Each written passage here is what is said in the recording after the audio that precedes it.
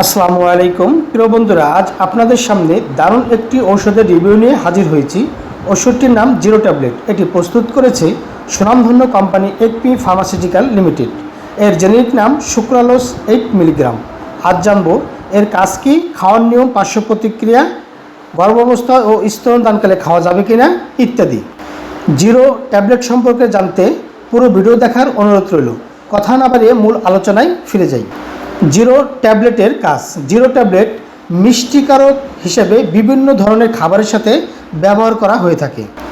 বিশেষ করে যাদের ডায়াবেটিস রয়েছে এবং ডায়াবেটিসের আশঙ্কা করছে তারা চিনির বিকল্প হিসেবে জিরো ট্যাবলেট খেতে পারেন, তাতে ভালো ফলাফল আশা করা যায়। জিরো ট্যাবলেটটি খাওয়ার নিয়ম, যেমন চা, কফি, ফলের রস, দুধের তৈরি খাবারের সঙ্গে একটি করে ট্যাবলেট পরিমাণ মতো আপনারা চিনির বিকল্প হিসেবেই জিরো ট্যাবলেটটি খেতে পারেন। আমরা সকলেই জানি জিরো ট্যাবলেটটি সাধারণত ডায়াবেটিস রোগীদের জন্যই তৈরি করা হয়েছে।